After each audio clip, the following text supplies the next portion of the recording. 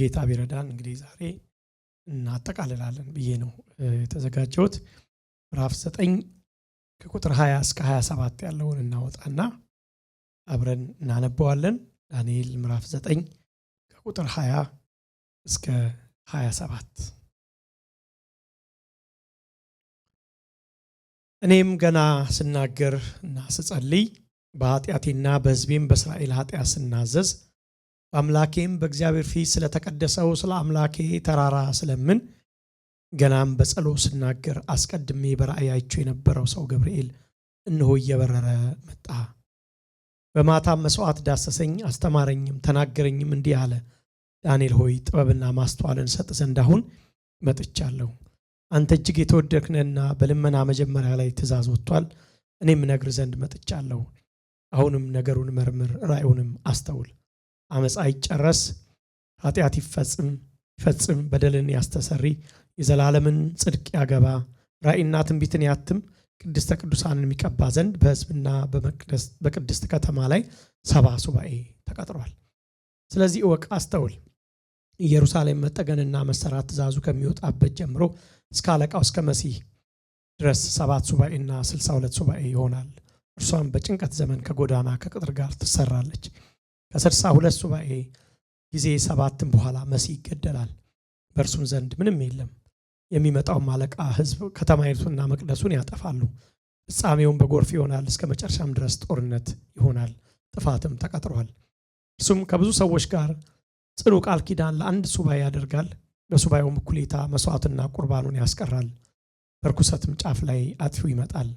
እስከ ተቀጠረውም ፍጻሜ ድረስ መቅሰፍት በአጥፊው ላይ ይፈሳል ይላል።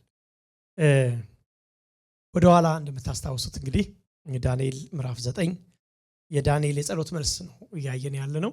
እግዚአብሔር ለዳንኤል የጸሎት መልሱን እየመለሰለት ነው አይደል? ወደኋላ ተመልሶ ስለ ሕዝቡ፣ ስለ ከተማው፣ ስለ መቅደሱ፣ ስለ ቅጥሩ እየጸለየ ነበር። ዳንኤል ብዙ ጊዜዎች ሲጸልይ እንደነበር አይተናል። እግዚአብሔርም ደግሞ መልአኩን ወደሱ ልኮ መልስ ነው የሰጠው።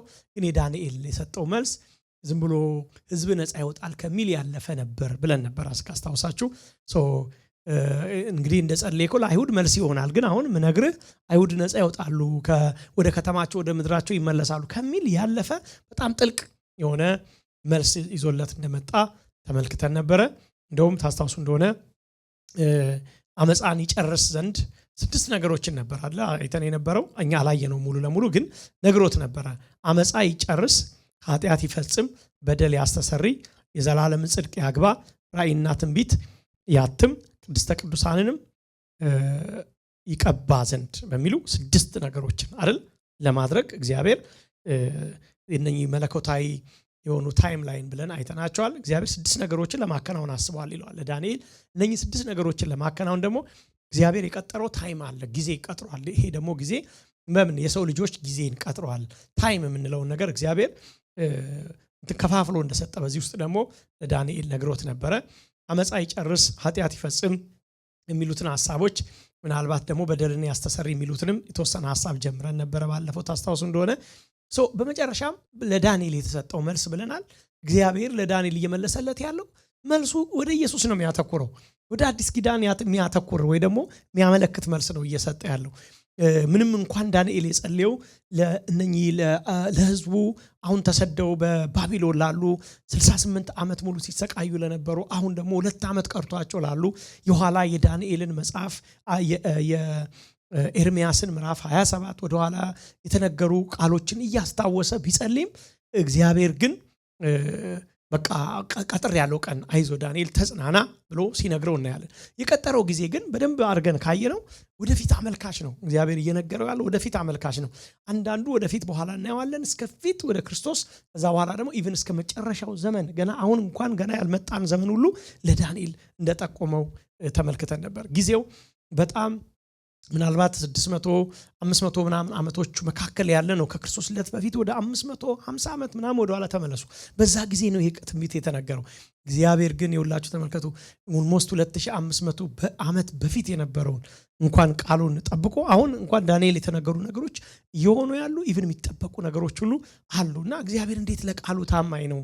እንዴት ቃሉን ይፈጽማል፣ እንዴት ቃሉን ያከብራል። ደግሞ እግዚአብሔር የሚገርማችሁ ነገር እንዴት ትልቅ አምላክ ሆኖ የፈለገውን ነገር በራሱ ታይምላይን ማድረግ ሲችል ታይምላይኑ ለሰው ልጆች ይሰጣል። ኮምፓስ ሰጥቶ ይኸውላችሁ እንዲህ ነው ልሄድ ያሰብኩት፣ እንደዚህ ነው ልመራ ያሰብኩት፣ ከዚህ በኋላ የሰውን ልጆች በዚህ ወይ ነው ታሪኩን ላጠቃልል ልዘጋ ያሰብኩት ብሎ መስጠቱ ራሱ ምን አይነት የእግዚአብሔርን ፍቅር ነው የሚያሳየን። በተለይ ደግሞ ይህንን ለሚያምኑ በክርስቶስ ኢየሱስ አምነው የክርስቶስን ምጽአት ለሚጠብቁ ሰዎች ደግሞ ምን አይነት የመጽናናት እና ምንድን የመጠበቅ መንፈስ ሊኖር እንደሚገባ ይህን መረዳት አለብንና በደል ያስተሰር የሚለው ላይ ታስታውሱ እንደሆነ ቁጥር 24 ላይ ተመልክተናል። በተወሰነ መልኩ የመጀመሪያ እንደገና አስታውሻችሁ ነበር። የመጨረሻና ፋይናል የሆነ ዕብራውያን ምዕራፍ አንድ ጠቅሼ ነበረ። የመጨረሻና ፋይናል የሆነ ስርየትን እግዚአብሔር ሊያረግ ወስኗል የሚል ሐሳብ ይሰጠዋል። በደል ሊሰረይ ነው የሚለው ቃል በጣም ጥልቅ ነው ሐሳቡ። የበደል ስርየት በብሉይ ኪዳን ከዳንኤል በፊት ኢቭን ከዳንኤልም በኋላ ሲጠበቅ ነው የኖረው። ኢቭን እንኳን እስካሁን ድረስ አይሁድ ይጠበቃል። የበደል ስርየት ፈጽሞ ሙሉ ለሙሉ መሲሁ ሲመጣ ነው ተብሎ ስለሚታሰብ ማለት ነው። አሁን በዛን ጊዜ ያረጉት የነበረው ኢቭን የመቅደሱ እንኳን የለም። አሁን እንደምታዩት ያኔ በግም ምንም አምጥተው በመሰዋት ኃጢአታችን ይከደንልና እግዚአብሔር በደላችንን ይሰርይልና ብሎ ያስቡ የነበረ በስርዓትም የለም። አሁን ሙሉ ለሙሉ አሁን ምን መሰላችሁ የጥበቃ ጸጥታ ዘመን፣ የዝምታ ዘመን ለነሱ አሁን የሆነ ሁሉ ነገር አየር ላይ የተዘጋበት ገና እንግዲህ ሲመጣ ንጉሱ ሲመጣ እንደገና መልሶ ሪስቶር ያደርገናል፣ እንደገና ቴምፕላችን ይሰራል፣ እንደገና ነገሮችን ወደ ነበሩበት ይመልሳል ብለው ነው እነሱ የሚጠብቁት። በዳንኤልም ዘመን ግን የምናስታውሰው ፋይናል የሆነ መስዋዕት አልተሰዋም። ገና በግ ይመጣል፣ ጥጃ ይሰዋሉ፣ የተወሰኑ ዋኖሶችን ለመስዋዕት ደግሞ ሌሎች የሚያመጧቸው ነገሮች አሉ። በእግዚአብሔር ፊት ተቀባይነት ለማግኘት ብዙ ነገር ያደርጉ ነበር ብለናል። እግዚአብሔር ግን የመጨረሻ መስዋዕት የሆነውን ኢየሱስ ክርስቶስን እንደተናገረው ማለት ነው አይደለ? የተናገረው ምንድነው? ለዳንኤል ያለው በደል ይሰረያል ብሎት ነበረ። which is a final የሆነ ስርየት እግዚአብሔር የአቶንመንት ምንለውን ይሄ የስርየት ምንለውን ነገር እግዚአብሔር በልጁ በኢየሱስ ክርስቶስ የበጎቹ እና ምንድነው በበሬዎቹ በምን ሲናገር የነበረውን የደም መስዋዕት በሙሉ በክርስቶስ ኢየሱስ ኮምፕሊት ያደርጋል፣ ይፈጽማል የሚለው ነገር እዚህ ጋር ለዳንኤል ሲገለጥ ነው የምታዩት። እኔ ምን አይነት እድለኛ ሰው እንደሆነ አላቅም ዳንኤል። በእውነት እኔ መጽሐፉን ሳጠና እኔ አንዳንዶች እኮ በፈሪሳውያንና ሰዱቃውያን ከሱ በኋላ ብዙ መጽሐፍትን ያጠኑ የተመራመሩ መጽሐፍቶችን በጣም ያገላበጡ ከሱ በኋላ ብዙ ዓመት የኖሩ ሰዎች እንኳን ይህንን ክርስቶስ በመካከላቸው እንኳን ሆኖ እየተመላለሰ እንኳን ይሄ ትሩዝ አልገባቸውም፣ ይሄ እውነት አልተገለጠላቸውም። እና ዳንኤል ገና ላይኖረው ያንን ህይወት ላያየው ለመሞት ጥቂት ዓመታት የቀረሰው ይህን ሁሉ የክርስቶስን መስዋዕትነት መንገሩ እግዚአብሔር ይገርማል። ሌላ ፍጹምና በቂ መስዋዕት የሚለውንም አሳይቻችኋለሁ። ሰፊሸንት የሆነ መስዋዕት እግዚአብሔር ያደርጋል። ምክንያቱም ስለ በደል እየጸለየ ስለነበረ ነው። ታውቃላችሁ የአይሁድን በደል ፈጽሞ ሊያስተሰር የሚችለው ማን ነው ማለት ነው? ክርስቶስ ነው የሚለውን አሳይቻችኋለሁ። ሌላ የአይሁድ በደል ሙሉ በሙሉ የሚደመስስ መስዋዕት ይሄ ነው ብለናል።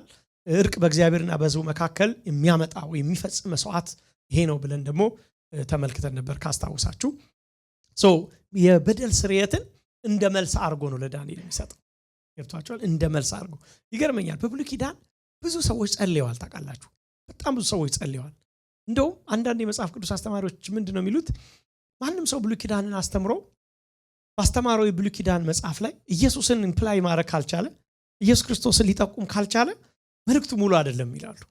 በጣም አግሪ ቶታሊ። ምክንያቱም ብሉይ ኪዳን በሙሉ ኢየሱስ ክርስቶስ እንደተናገረ ወደ ኢየሱስ ነው የሚጠቁሙት፣ ወደ ኢየሱስ ነው የሚያመለክቱት። ብሉይ ኪዳን ኮምፕሊት ያደረገው ኢየሱስ ስለሆነ ብሉይ ኪዳን ላይ ብቻ ተንጠልጥሎ ነገሮቹ ካበቃ ነው ወደ ኢየሱስ ካላመለከት ነው መጽሐፉ ሊነር የፈለገውን በሙሉ ጨርሰን አልነገርንለትም ተብሎ ነው የሚታሰው። ኢቭን በብሉይ ኪዳን የጸለዩ አባቶች፣ ተስፋ አድርገው የሞቱ ሰዎች እንኳን ስትመለከቱ የእምነት አርበኞች፣ የእምነት አባቶች ተብሎ የእምነት እናቶች ተብሎ የተጠቀሱት በሙሉ የምታዩቸው እንኳን ተስፋ ብለው የኖሩት ተስፋው የእውነት ስታዩት ብሉይ ኪዳን ላይ ያለቀ ተስፋ አይደለም። ሁሉም ተስፋ ያሉት አዲስ ኪዳን ውስጥ የተፈጸመን ተስፋ ነው። የሚገርማችሁ እነሱ ተስፋ ብለው የጨረሱት ማለት ነው። አንዳንድ ጊዜ እኛ በእነሱ ተስፋ ብለው ያሉትን ቀጥታ አፕላይ እናደርግና እኛ ላይ ተስፋ እናደርገዋለን አይደል? በጣም ትንሽ ምንሳሳት ወሰኑ። ለምሳሌ ጎልያድ ምንድነው ዳዊት ጎልያድን ምን አለው? ገደለው አይደል? ከሱን አፕላይ ካረገው በጣም የተሳሳተ ነገር ነው። ምክንያቱም እግዚአብሔር ዳዊት ጎልያድን መግደሉ አይደለም የመጽሐፉ ዋና መልእክት። ገብቷቸዋል? ኦኬ እግዚአብሔር ኢቭን በማንም ሞት የሚደሰትም አይደለም። ወደዛ ከመጣችሁ እግዚአብሔር ጎልያድ በመገደሉ በነፍስ መጥፋት ደስተኛ አይደለም። ፈጽሞ ሂድና አማሌቅን አጥፋ ሲል አማሌቅ በመጥፋቱ የሰው ልጅ በመጥፋቱ እግዚአብሔር ደስተኛ ስለነበር አይደለም። እግዚአብሔር ለሰው ልጆች የሚሆን ሙሉ መዳን ለመምጣት ፕሪዘርቭ ሊያደርግ የፈለገው ምን አይነት ነገር ልበላችሁ መሰላችሁ? አንዳንድ ጊዜ እግዚአብሔር ለትልቅ ማዳን በቃ ጥቂት ሳክሪፋይስ መስዋዕት መሆን የሚገባው ነገር እንዲሆን ነው የፈቀደው እግዚአብሔር። ከዛ ውጪ እግዚአብሔር በሰዎች ለሞት የሚረካ አምላክም ስለሆነ አይደለም። ዳዊት ጎልያድን እንኳን የገደለበት ምክንያት ዳዊት ፕሮቴክትድ የተደረገበት ምክንያት ዳዊትን የሆነ ፕሮቴክት አድርጎ ዳዊት የሆነ አንተ ለኔ ልዩ ሰው ነህ ለማለት አይደለም። በዳዊት በኩል ሊመጣ ያለውን መሲሁ መምጣት ስላለበት ነው። በቃ ለዛ ነው ዳዊት የተጠበቀው ለመሲሁ። ነቢያቶች ይናገሩ የነበሩት ስለ መሲሁ እና አብርሃም ተስፋ ያደረጉት መሲሁን፣ ምክንያቱም ይነግረን እሱ ነው። የእምነት አባቶች ተብሎ ኢቭን እና አቤል መስዋዕት አድርገው ያመለከቱት ወደ መሲሁ። የትኛውንም ነገር ሄዳችሁ በዕብራውያን ምዕራፍ 11 መሰረት አማኞች አምነዋል ተብሎ የሚስታው የእምነታቸው ኤሌመንት ራሱ የምትመለከቱት ኦብጀክቱ መሲሁ ማለት ሁሉም ነገር ብሉይ ኪዳንን በአዲስ ኪዳን መነጽር በመሲህ መነጽር ካያችሁት በጣም ክሊር ነው። የሚገርማችሁ ኢየሱስን አውጥታችሁ ብሉይ ኪዳንን ማየት ከጀመርን በፍጹም የሚገባ አይደለም። አሁን ለምሳሌ ዘፍጥረት ላይ አይታችሁ ከሆነ ዘፍጥረት ለምሳሌ እንዴት ነው ስለ መሲሁ የሚናገር ይላሉ። ትንሽ እንደው ባለፈው ያልጨረስኳት ልበላችሁ ብዬ ነው። ለምሳሌ ዘፍጥረት ላይ ፈጠረ ነው አይደለም ይለን፣ ፈጠረ ይለናል። ከዛ ሰው መጣ በኋላ ኃጢአት ነው ሲመጣ የምታዩት። ከኃጢአት በኋላ ወዲያውኑ ተስፋ ነው የምታዩት። 3:15 ላይ ተስፋ በአንተና በሴቲቱ በዘርና በዘሯ መካከል ጠላትነትን አደርጋለሁ አይደል? ከዛ እሱ ራስን ይቀጣል። ተስፋ ሲሰጥ ነው የምታዩት። እሱ ምንድነው? ስለማን ነው? ዘፍጥረት ምዕራፍ 3 ላይ እንኳን ኢየሱስ ያመለክታ ያላችሁ እዛች ጋር ነው የሚጀምረው። ገብቷችሁ? እዛች ጋር ይጀምራል። እየቀጠላችሁ እንኳን ስትመጡ አሁን ዘጸአት ስትመለከቱ ምሳሌ ዘፍጥረትን ተው፣ ዘጸአት ጋር ስትገቡ ኢየሱስን ታዩታላችሁ። በዘጸአት እንኳን ኢየሱስን ነው የምታዩት። ሙሴ አውጪ ነው ሊቨረር ተብሎ ነው ይጠቀስ። በዕብራውያን ጻፊ መሰረት ከሱ የበለጠ ነፃ አውጪ አለ፣ ማኔጀር ተብሎ ነው። ልጁ ግን መጥቷል ብሎ ይነግራል። ሌሎቹንም ብትመለከቱ እነ ኢያሱ አውጪ ተደርገው ነው። አሁን ኢያሱ ላይ ከጨረስነው መጽሐፉን ኢያሱ እኮ ለኛ ምንም ሪሌት ማያደርገው ነገር አለ በቀጥታ ከሄዳችሁ። አሁን በዕብራውያን ጻፊ መሰረት ምን ኢያሱ ምንድነው አወረሰ አይደል እንዴ? ወደ ረፍት አስገባቸው ነው የምትሉ። ግን እኮ በመዝሙር መጽሐፍ ላይ ቋላ አስገባቸውም ይለናል። ገና ወደ ረፍቴ ይገባሉ የሚል ተስፋ ይነገራል። ኢያሱ ረፍት አልሰጣቸውም። እግዚአብሔር ሰንበት ብሎ ወደ ረፍቴ ይገባሉ ብሎ የተናገረው በክርስቶስ ኢየሱስ ምክንያት መዳንን ለማመልከት ነው፣ መግባትን ለማመልከት ነው። ወደ ክርስቶስ ረፍት እኛ ሳንሰራ በሱ ስራ ወደ ምንድንበት ረፍት ለማመልከት ነው። ሰንበታቱ ያመለከቱት እሱን ነው። ሰንበቶች የሚያመለክቱት ቀኖቹ የሚያመለክቱት እሱን ነው። ጳውሎስ ሰንበትን ማክበርን እንዲሁ በጣም ሲቃወም አታዩትም። ባይዘዌ በአዲስ ኪዳን ላይ ሄዳችሁ ታዩ። ሰንበትን ለመዳን ሲያከብሩ ግን ሲቃወም ታያላችሁ። ምክንያቱም የሰንበታቱ ጌታ ስለመጣ አሁን በሰንበቱ ምክንያት ለመዳን የሚደረግ ሙከራ እንደው ምን አለ፣ ለአንዱ ቀኑ ስለ ክርስቶስ ብሎ ጥሩ መልካም እንደሆነ ያስበላ፣ አንዱ ደግሞ ያው ነው። እንትና አትበሉ ብጡ እንደ ኢሴንሻል ነገር አይደለም። ክራይስትን የነካ ሰዓት ነው ኢሴንሻል የሚሆነው እንጂ ጳውሎስ እኮ በቅንቅራውስ ጸጉሩን ጢሙን ተላጨ አይደል መስዋዕት አደረገ ሁሉ ብለን አንደኛ ቆሮንቶስ አይደል ተሳሳለ ሁሉ አይተናል። ማለት አንዳንዴ ካልቸራል የሆኑ ነገሮችን ጳውሎስ እንኳን ሲያደርግ ነው የምንመለከተው። ኢየሱስ ክርስቶስን ግን የነካ ነገር የተዛባ ነገር ሲሆን ይዛኔ ነው ነገሮች ዘሌዋውያን ተመልከቱ። በዓላቱን እንኳን ተመልከቱ። አሁን በዘሌዋውያን ምዕራፍ 16 እና 23 ላይ የተሰጡ በዓላት ፋሲካ አለ፣ የዳስ በዓል አለ፣ የምንድነው መስዋዕት የሚደረግበት የመስዋዕት በዓል አለ። በጣም ብዙ በዓላቶች ተሰጥቷቸዋል። እግዚአብሔር በዓላቶችን ሁሉ በዓሎቼ ብሎ ነው የጠራው። በዓሎቻችሁ አይደለም ያለው፣ በዓላቶቼ ብሎ ነው የጠራው። የሚገርማችሁ እያንዳንዱ በዓላት የሚያሳዩት ክርስቶስን ነው። በደንብ ስንመነዝራቸው ማለት እያንዳንዱ ፋሲካ አሁን ክርስቶስን ነው የሚያመለክተው አይደል? ምንም ፋሲካ ከክርስቶስ ስታወጡት ፋሲካ በራሱ በጣም ትራጀዲ ማለት በጣም አሳዛኝ አንድ በሰው ልጆች ታሪክ ውስጥ የተፈጸመ በጣም አሳዛኝ ታሪክ ነው። ቅስፈት ነው። ወንድ ልጆች በሙሉ የተገደሉበት ሰው ያለቀሰበት ታሪክ ምን ደስ ይላል። ያ አይደለም እግዚአብሔር ፋሲካን ይሄንን ምን አይነት እውነተኛ የሆነን ዴሊቨረር አንድ ቀን መጥቶ እንዴት ነፃ እንደሚያወጣን በደሙ ምክንያት የሚያሳይ ነው። በዓላቶቹ ሌሎችም እንኳን ብታዩ ገና አንዳንዶቹ ወደ ክርስቶስ ሄደን ያ በክርስቶስ ስንጠቀለል አብረን የምንሆንባቸው ሁሉ የሚያመለክቱ አሉ። ክርስቶስ ምንድነው ለባጭሩ ለማለት የፈለኩት ብሉይ ኪዳንና አዲስ ኪዳንን አገናኙት። በጣም ብዙ ጊዜ የሚጠቅመን ነው ስናነብ። አንዳንድ ጊዜ መዝሙራት መጽሐፍቶች እንኳን ስትመለከቷቸው ኢየሱስ ሲጠቅሳቸው እነ ሐዋርያቶቹ ሲጠቅሷቸው ታያላችሁ። ምክንያቱም ኢየሱስ በነበረበት ጊዜ ሌላ መጽሐፍ አልነበረው። አዲስ ኪዳን ገና አልተጻፈም፣ እየተጻፈ ነው ይላሉ። እነ ሐዋርያቶቹ ታውቃሉ ያምኑ የነበሩት መጽሐፍ ብሉይ ኪዳን ነው። አዲስ ኪዳን እጃቸው የለም። ብሉይ ኪዳን ግን እንዴት ታዲያ እንደኛ ያምኑ ነበር ካላችሁ እንደኛ ያምኑ ነበር እንዴት ካላችሁ ብሉይ ኪዳን ውስጥ ኢየሱስ ስላለ ማለት ነው። ባጭሩ ያንን ብሉይ ኪዳን ውስጥ የነበረውን ኢየሱስ እኮ ነው አውጥተው ይጻፈሉልን ያብራሩልን። ከዛ ውስጥ የወጣው ሚስጥር እኮ ነው እንጂ እዚህ ውስጥ ያብራሩልን እኮ እንጂ አሁን ለምሳሌ ሮሜ መጽሐፍ መዳን በእምነት ብቻ ነው የሚል መጽሐፍ ነው። እና አንዳንዶች የሚሞጉት እንዴት መዳን በእምነት ብቻ ነው ትላለ? ሙሴ በህግ ነው ብሎ ነው ይለው ሲል ኖ ሙሴ በህግ ነው አላለም። እንዴት ሙሴ እንደዚህ ብሎ አላላችሁም ወይ? ማን ወደ ሰማይ ይወጣልናል ብሎ ተናግሯል። ሁለቴ ዋን ወደ ምድር ጫፉ ሄዶስ ደግሞ ማን ነው የሚያወጣልን? መዳን ሩቅ ነው ብላ ምንድነው ይሄ እግዚአብሔርን ማስደሰት መዳን የሚባለው ነገር በጣም ሩቅ ነው። ላይ ሄዶ ማን ያመጣል አትበሉ። ክርስቶስን ለማውረድ ነው። እታች ሄዶ ማን ያወርደዋል አትበሉ። ክርስቶስን ከሞት ለማስነሳት ነው ብሎ ባጭሩ ምን አድርጎ ተረጎመ መሰላችሁ? ሙሴ እግዚአብሔር እኛን እንዲቀበለን ሰማይ እንውጣ ወይ ስትሉ አያትውጡ፣ ኢየሱስ ይወርዳል ራሱ መውጣት የለባችሁም ራሱ ይወርድላችኋል ማለቱ ነው። እሺ እኮ እታች ሄደን እግዚአብሔርን እንፈልግ እግዚአብሔርን በቃ ከሶስት እርቅ ለመፍጠር እታች ኖ መሄድ የለባችሁ ከትንሳኤ እሱ ራሱ ይመጣል ይነሳላችኋል። ሙሴ እንኳን መዳን ቀላል ነው። ስለዚህ ምን ብሎ ተናገረ? በቀላል ነው። ምን አለ? በአፍህ በልብህ ቀርቦልሃል ብሎ ተናገረ። ስለዚህ ኢየሱስ ጌታ እንደሆነ በልብህ ብታምን እግዚአብሔር ከሙታን እንዳስነሳ በአፍህ ብትመሰክር ትድናለህ። ሙሴ ስለ መዳን እምነት በልብና በአፍ እንደሆነ ተናግሯል ብሎ ተናገረ። ሙሴ እንኳን ያስተማረው ስለ ኢየሱስ ነው ማለት ሁሉ ጊዜ በዚህ መነጽሩ ስናየው በጣም ክሊር ይሆናል። ማስተሰረይ የሚለውንም ነገር በዚህ በዳንኤል መጽሐፉ ስትመለከቱት ለዳንኤል ክሊር ያደርግለት ምንድነው?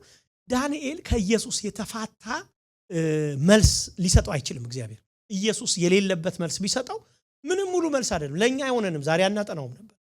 ግን እግዚአብሔር ለነቢያቱ ሲናገር የነበረው ኢየሱስ ክርስቶስ ምን አለ? መጽሐፍት ስለኔ ይመሰክራሉ አይደል? አያችሁ እውነቱን እኮ ነው። ምንም እዚህ ውስጥ ገብታችሁ ስለ ኢየሱስ የማይናገር ነገር ስለሌለ እሱ ስለሚያውቅ ነው። ይሄንን የበደልን ስርየት በክርስቶስ እንዴት እንደተፈጸመ ለዳንኤል ይነግረዋል ማለት ነው። ለአይሁድ አለው ዳንኤል ባጭሩ ልዝጋው ይሄንን ለአይሁድ እባክህ ኃጢአታቸው ስርየት መቼ ነው የሚሆነው ነው ያልከኝ? ይሆናል አይዞ ግን መቼ ነው አለ? ልጄ ሲመጣ እውነተኛው መስዋዕት ሲሰዋ ይመጣላችኋል እንጂ ዝም ብሎ እግዚአብሔር ኃጢአታቸውን ይቅር ብያለሁ አላለም። ለምን? እግዚአብሔር ዝም ብሎ ኃጢአታቸውን ይቅር ማለት ይችላል? አይችልም። ዝም ብሎ ዳንኤል ስለጸለየ በጸሎቱ ይቅር ማለት ይችላል? አይችልም። በዛው ጸሎት ኃጢአት አያሰርይም። ኃጢአት ሊያሰርይ የሚችለው መስዋዕት ብቻ ነው። ያ መስዋዕት ደግሞ በክርስቶስ የተፈጸመው መስዋዕት ማለት ነው። ገብቷችኋል? አንድ ሰው እንደዚህ ያለ አንድ የሆነ ቦታ ላይ ሄዶ ሰዎችን ይጠይቃል እና ንስሐ እንዲገቡ ነው የሚጠይቀው። ማለት መዳን በንስሐ አይደለም ይላቸዋል ማለት ነው። እና በንስሐ ማለት አንዳንድ ሰው መዳንን ንስሐው ራሱ መዳን ያመጣል ብሎ ያስባል። አንዳንድ ሰው ለነገሩ ንስሐው እኮ መዳን አያመጣም። በደንብ ላብራራላችሁ ምን ማለት እንደሆነ እና ይጠይቃቸዋል። ለምሳሌ ንስሐ መዳን ያመጣል ይላቸዋል። አዎ ይላሉ። ኦኬ አሁን ለምሳሌ አንተ ክርስቶስ አያስፈልግም አይደል?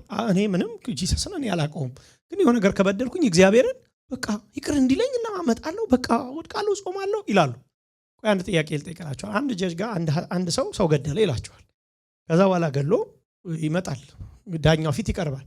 እየተንከባለለ ይቅርታ ቢጠይቅ ይቅር ይለዋል ይላቸዋል። አይልም። ይቅር እንዲለው ምን ማድረግ አለበት ሲሉ የዛ ሰውዬ እንትን መከፈል አለበት ይላቸዋል። በቃ ተሴም ነው ይላቸዋል። የእናንተ ኃጢአትም በንስሐ ዝም ብሎ ክፍያ ሳይከፈል ይቅር አይልም እግዚአብሔር።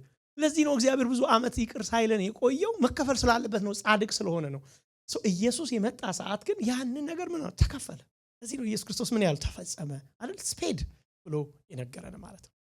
ሌላ የሚያነሳው አራተኛ የዘላለም ጽድቅ ያመጣል ነው አይደል? 6 ነገሮች አይደል የሰጠው ለዳንኤል። የዘላለም ጽድቅ ያገባል የሚል ነው አንደኛው ቋንቋ። ያመጣል ወይ ደግሞ ይጀምራል የሚሉ ሌሎች ትርጉሞች አሉት። to bring in everlasting righteousness የሚል በእንግሊዘኛው ላይ እንደዛ አድርጎ ነው ያስቀመጠው። ምዕራፍ 9 ቁጥር 7 ላይ ዳንኤል ታስታውሱ እንደሆነ ጽድቅ ያንተ ነው ሲለው ነበር። እግዚአብሔር ጽድቅ የማን ነው? የእግዚአብሔር ነው ሲል ነበር።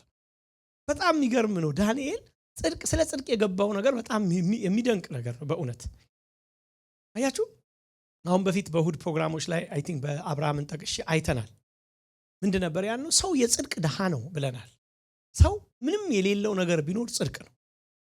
ሰው ደግሞ በጣም በጣም በጣም የተታለለው ጽድቅ የምትባለዋ ቦታ እዛች ጋር ሲደርስ ነው በጣም እየተታለለ ያለው። እስከ ዛሬ ድረስ ዓለም ላይ ብዙ ሰዎች፣ ሃይማኖቶች፣ ጥረቶች፣ የተለያዩ ቴክኒኮች የምታዩት ሰዎች ይሄ ጽድቅ የሚባለው ነገር ለማምጣት የሚያደርጉት ሙከራዎች ውጤት ነው።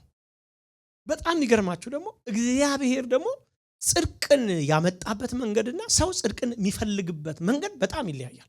ለምሳሌ ለሮሜ ሰዎች ጳውሎስ በጻፈው መልእክት ላይ አንድ የሚነሳ ጥያቄ አለ። ባይዘዌ ምዕራፍ 9 10 11 በተለይ ስለ አይሁድ የተጻፈ ነው። ሮሜ ምዕራፍ ከ9 እስከ 11 እንዲጻፍ ያደረገው ነገር ያ ሶስቱ ምዕራፍ እንዲጻፍ ያደረገው ቆይ ምዕራፍ 8 ላይ እንደዚህ ብሎ ዘጋ።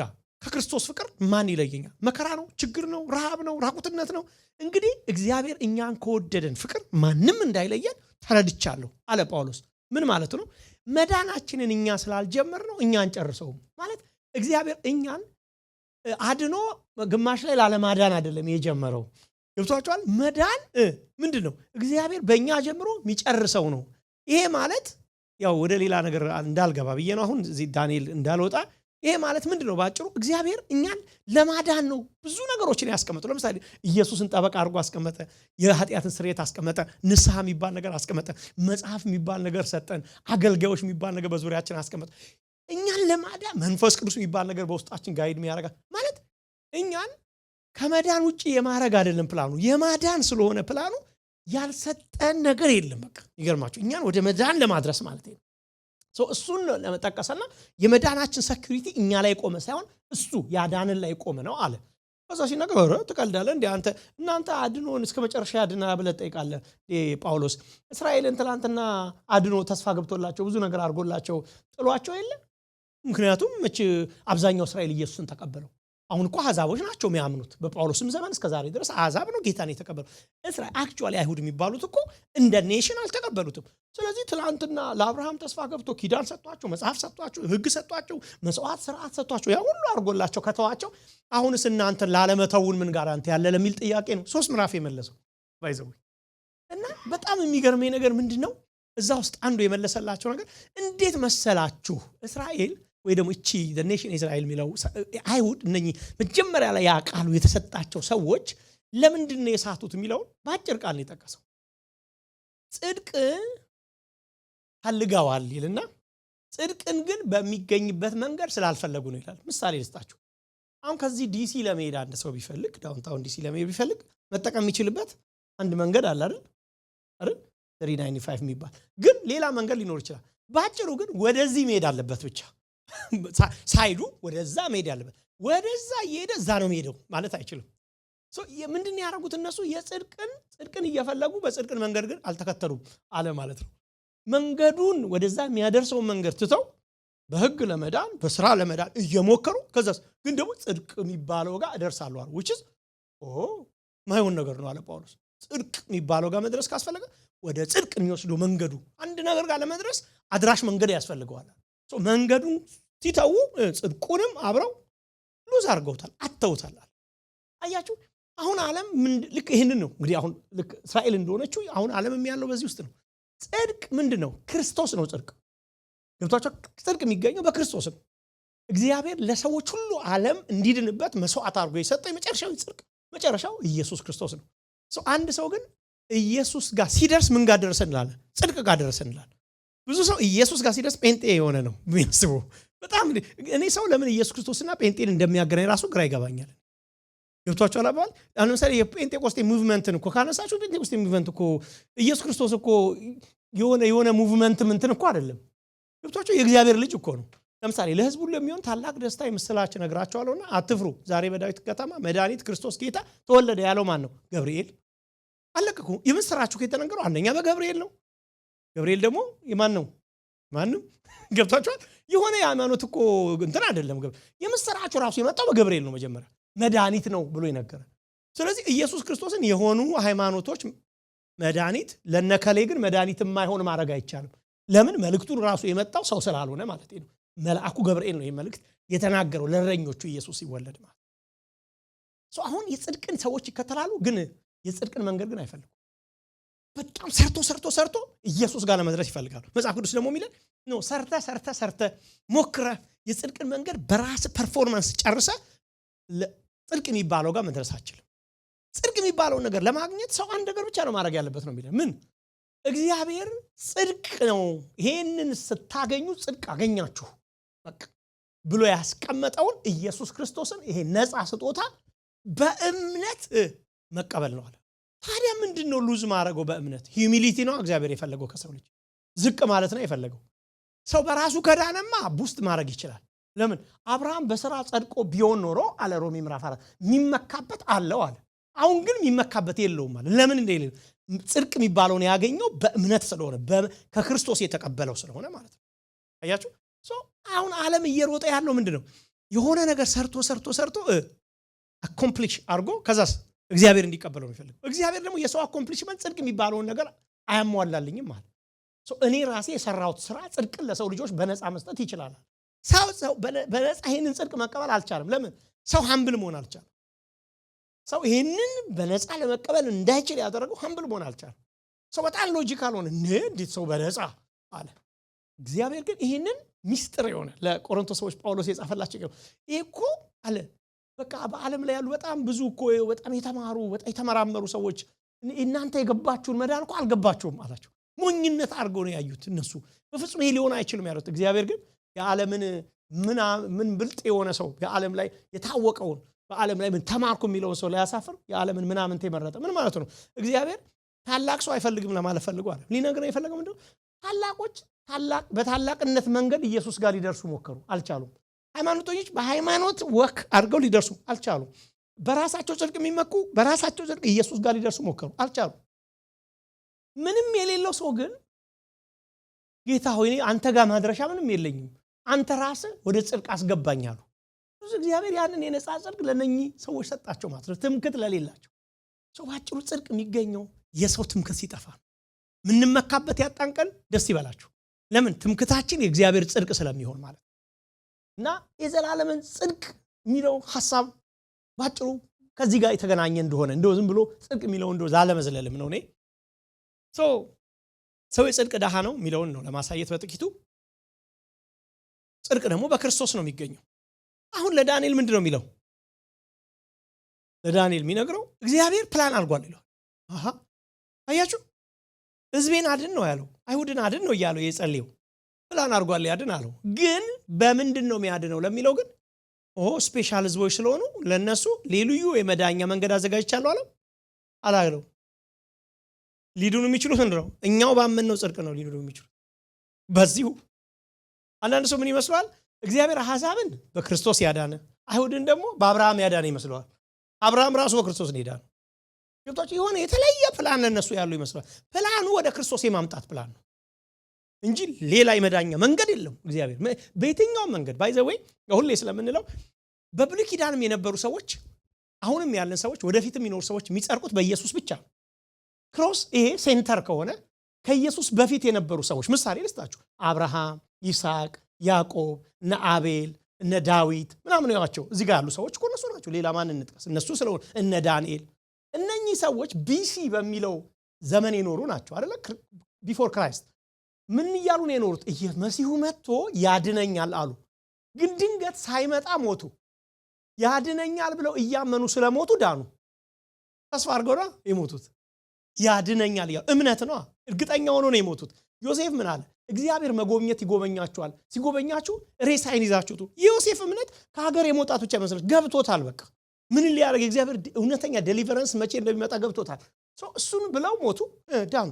እኛ መጣ፣ ኢየሱስ ተሰቀለ፣ ከዛስ እኛ መጣን። እዚህ ጋር ይኸው ኤልሲ መጣች፣ ኤልያስ መጣ፣ ወይን መጣ፣ ከበደ መጣ። እኛ ደግሞ ምን አደረግን? ሞቶል አልነበርንም እዛ፣ እነሱም አልነበሩም። ወደፊት አምነው ነው የዳኑት። እኛም የለንም እዛ አልነበርንም፣ ሲሞት አልነበርንም ቦታው ላይ። ግን ምን አለ? ተሰበክን። ሞቷል እኮ ኦልሬዲ ለእናንተ ተሰቅሏል እኮ ስራችሁን ጨርሷል አሉን። አረ አለን፣ በቃ አለና ስራዬን የጨረሰልኝን አምኛለሁ አለን። ወደኋላ እኛም ዳን። ከኋላም ያሉት ወደፊት አምነው ሞቱ። እኛም አሁን ያለነው ወደኋላ አምነን ዳንን። አለቀ በቃ። ያለ ክርስቶስ መዳን የሚባል ነገር የለም በዓለም ላይ ፈጽሞ። እግዚአብሔርም የመዳኛ መንገድም እግዚአብሔር ለሰው ልጆች የሰጠው ነገር የለም። በየትኛው መንገድ አይዳንም። ለዚህ ነው መጽሐፍት አለ ኢየሱስ ስለኔ ነው የሚመሰክሩት አለ። ኒቆዲሞስን ታስታውሳላችሁ? አንተ የአይሁድ መምህር ስትሆን እስከዛሬ ይሄን ነገር አታውቅም እንዴ ያለው? ምንድነው? ይሄ አይገባም እንዴ ያለው? ምክንያቱም ይሄ ሰው በጣም ብዙ ነገር የሚያውቅ ሰውዬ ነው። ባለስልጣን ነው፣ እንትን ውስጥ የህግ አዋቂ ነው፣ ኢቭን የመጽሐፉ ተንታኝ ሰው ነው፣ አስተማሪ ነው። እንዴት ነው አንተ ይሄ ነገር ማይገባ አለው። ይሄ ሰው ዳግመኛ ካልተወለደ እግዚአብሔር መንግስት አያይም አለው። ሰው አንድ ልጅ ሲወለድ እኮ ነው እዚህ ዓለም ያየው የሚገባው። ሰው ኢየሱስ ምን አለው? አሁን ምን አለ? ሰው ወደ እናቱ ማጽን እንደገና ገብቶ ይወለድ አለው። አንዴ ተቀልዳል። ሰው እኮ እንዴት ነው እንደዛ የምታስበው አለው። ከስጋ የተወለደ ስጋ ነው፣ ልክ ነው። ከእናቱ ማጽን ከተወለደ ይሄን ዓለም አየ አለው። ከእግዚአብሔር ማህፀን ከተወለደ በሌላ አነጋገር ማለት ነው ከእግዚአብሔር ከወጣ በእግዚአብሔር መንፈስ ውስጥ ከተወለደ ግን ከእግዚአብሔር መንፈስ ከተወለደ ግን መንፈሳውን ዓለም ያያል አሉ። ሶ ለመንፈሳዊ ዓለም የሚገኘው ምን ሲሆን ከእግዚአብሔር መንፈስ ሲወለድ፣ በስጋው ሲወለድ ለዚህ ዓለም ተገኘ። ያልተወለዱ ሰዎች እዚህ ዓለም አሉ እንዴው የሉም፣ ስላልተወለዱ ነው የሌሉት። ሶ በመንፈሳዊ ዓለም ላይ በመንፈስ ያልተወለደ ሰው እዛ ዓለም ውስጥ የለም። ስለዚህ ነው ማይድነው። የለማ እዛ እግዚአብሔር አያውቀውም። ገብቷችኋል? ስለዚህ ይሄን ነው የምትመለከቱት። ጽድቅን ያመጣል የሚለው ቃል በጣም ትልቅ ነገር ነው ወገኖቼ። እና ይሄ ራይቸስነስ ደግሞ ኤቨርላስቲንግ ነው፣ ዘላለማዊ ማቆሚያ የሌለው ጽድቅ ነው እግዚአብሔር ያመጣው ይላል። እግዚአብሔር የተመሰገነ ይሁን። ወዳጆቼ ወይ ጽድቅ የሚባለው ነገር እንዴት ምን ያህል እንደው ኢንጆይ ያደረግነው እንዳለ አላቅም። ሰው ብዙ ነገር ጎደለኝ ይላል፣ ግን ጽድቅ እንዳለው ግን ሰይጣን አይነግረውም። ታውቃላችሁ ብዙ ጊዜ ቸርች ውስጥ እንትን አላችሁ ወይ ደግሞ እንትን እንዲኖራችሁ እንጸልያለን እንላለን። ጽድቅ አላችሁ ግን አንላችሁም። ሰዎች የጎደላቸውን ነገሮች ነው ሰው የሚነግራችሁ፣ ሰይጣን የሚነግራችሁ። ጽድቅ እጃቸው ላይ እንዳለ ግን አይነግራቸውም። ትልቅ ውድ ነገር ባለጠጋ እንደሆነ ግን አይነግራቸውም። ወዳጆቼ ብሉይ ኪዳን ላይ የነበሩ በአዲስ ኪዳኑ በተለይ ዘመን ላይ ኢቨን የነበሩ ሰዎች ዋጋ የከፈሉት በጣም ተዝናንተው መኖር ይችሉ ነበር። አብርሃም በጣም ዘና ብሎ መኖር ይችል ነበር። ስለ ጽድቅ ነው። ጽድቅ የተሻለ ነገር አለ ብሎ ነው ትቶ የወጣው ቤተሰቡ። ሌሎቹና ሐዋርያቶቹ በሙሉ ግማሹ ተሰንጥቀው፣ ግማሹ በዘይት ተቀቅለው ምናምን የሞቱ ታውቃላችሁ። ግማሹ አንገታቸው ተቆርጦ፣ ግማሾቹ ሚስቶቻቸው ፊት ለፊት ተገለው ከዛ እነሱ እንደዚህ ነው የሞቱት። ስለምንድን ነው እንደዚህ ዋጋ የከፈሉ ስትሉ የሚያገኙት ጽድቅ ከዚህ ህይወት ላይ በስቃይ ከመሞት በላይ የሚያገኙት ጽድቅ የበለጠ መሆኑ ስለገባቸው። አያችሁ ውድ ነገር ነው ማለት ነው ጽድቅ። አያችሁ ጽድቅ ሰው ወደ መቃብር ከሄደ በኋላ ለዘላለም የሚኖረው ሀብት ማለት ነው። ብዙ ሰው ግን መቃብር ጋር የሚያስደርስ መቃብር ድረስ የሚያደርስ ብዙ ነገር እጁ ላይ ሊኖረው ይችላል፣ የሚመካበት በቃ በጣም ውስጥ የሚያደርግበት። ግን የቱ ጋር መቃብር ጋር ሲደርስ ያቆማል። የለም ከዛ በኋላ ማለፍ አይችልም። ወዳጆቼ እዚህ ይመስለኛል ዮሐንስ የዘላለም ህይወት እንዳላችሁ ታውቁ ዘንድ በእግዚአብሔር ልጅ ስም ለምታምኑ ይህን እጽፍላችኋለሁ። እንደዚህ ዝም ብሎ አይመስለኝም፣ እየጮኸ ይመስለኛል የጻፈው ኢየሱስ ክርስቶስም። ለዚህ ነው ከጠቢባኑና ከነኙና ሰውረ ለነኝን ለሕፃናት ስለገለጥክላቸው አመሰግናለሁ ብሎ ጮኸ ይላል። ለምን? በጣም ተደንቆናል። ጽድቅ ምን ያህል ውድ እንደሆነና እንዴት እንደመጣ በምን ዋጋ ተከፍሎበት እንደመጣ ኢየሱስ ስለሚያውቅ ነው የጮኸው። እኛ ግን ወዳጆቼ የጽድቅ ጉዳይ ገና እየተደሰትንበት አይደለም። ስለ ጽድቅ ቢዘመርና የሆነ ነገር እንደሞላልን የሚያሳይ ወይ ደግሞ ነገ ቀኑ የተሻለ ብሩህ ቀን እንደሆነ የሚያሳይ ሁለት ዝማሬዎች ቢዘመርልን ስለ ጽድቅ የተዘመረው ዝማሬ እንደቶሎ አልቆ ወደሚቀጥለው በሄደ ነው ምንለው። የጽድቅ ቫልዩ ስላልገባን ወዳጆች የጽድቅ ቫልዩ አለኝ ማለት በቃ ማንም ደግሞ አይወስደውም። ደስ የሚላችሁ ነገር እኮ ሌላ ነገር እኮ ሊሄድ ይችላል። በዚህ ተቃላችሁ ነው ማናችንም ሰኪዩር አይደለም። ሁሉም በእጃችን አለ ምንለው ነገር ታውቃላችሁ ሊሄድ ይችላል። ኢዮብን ተመልከቱ። በእጁ ብዙ ነገር ነበር፣ ሁሉም ሄዶ ያውቃል። ማንም ሰው ሊመካ አይችልም። ምንም ነገር አለኝ ማለት አይቻልም። እዚህ ዓለም ላይ ያለው በሙሉ ሊሄድ የሚችል ስለሆነ ጽድቅ ግን አይሄድም። ምን ማለት ነው? ከክርስቶስ የተሰጠን ስለሆነ ጽድቅ የሆነ ሰው እየመጣ የሚወስድብን የሆነ ሰይጣን መጥቶ ነጥቆን የሚሄድ ወይ ችግር ስለቸገረን ጽድቅ የሚሄድ ጥሎን ገብቶሻል። ገንዘብ ስናጣ የሚሄድ አይደለም የተሰጠን ጽድቅ። ጌታ የተመሰገነ ይሄ ጽድቅ እንዳለን እናውቅ ዘንድ ለጋይዮስ ይመስል ጋይዮስ ታማሚ ሰው ነው ታውቃላችሁ። ሶስተኛ ዮሐንስ ላይ የተጻፈ ለጋይዮስ በነፍስ እንደተከናወነልን በነገር ሁሉ እንዲከናወን ጤና እንዲኖር ጸልያለሁ። ጸሎት ጥሩ ነው አያችሁ። ግን መጀመሪያ ምን አለው? በነፍስ ተከናወን። አያችሁ ጸሎቱ እንኳን ዳውን የሚያደርግ ጸሎት አይደለም። ወይኔ ወንድም ይታመሃል ወይኔ ምናምን አይደለም ያለው። አንተ አለው መጀመሪያ ያሳየው የነፍስን ክንውን ነው። ጸድቀሃል አለው፣ እንደጸደቅ አለው። በስጋም ደግሞ እንዲከናወንልህ ጤና ይኖር ይለዋል። አያችሁ ጤና ለካ ሁለተኛ ነው። ለጳውሎስ ከምስጋና ጀመረ። ምን አንተ ፕሮስፐር ነው እንደሚለው እንግሊዝኛው ጋር ፕሮስፐር አድርገሃል። በምን ይለዋል? በጽድቅ ምክንያት በክርስቶስ አማካይነት ወደ ጽድቅ ስትመጣ የጽድቅ ሀብታም ነህ አንተ ይለዋል ጋይዮስን። ለጊዜው ግን ቢያስፈልግ ደግሞ አሁን ታማሚ ነህ፣ እውነት ነው ትታገላለህ ከህመም ጋር። አንድ ነገር ግን አስተውል ጋይዮስ፣ በምን በነፍስህ ፕሮስፐር አድርጋል፣ ተከናውኖልሃል። ማንም ሰው አንድ ቀን ነፍስህ በእግዚአብሔር ፊት የምትከብር ነች። አሁን ግን ምን ትታገላለህ? ክርስቲያን ማለት ይሄ ነው። ሮሜ ምዕራፍ 8 ላይ ታውቃላችሁ ክርስቲያን ቃታች ነው ይላል። የሚመጣን ዓለም ይዞ እየጠበቀ የሚቃትት ሰው ነው ይላል። ክርስቲያን ቃታች ነው።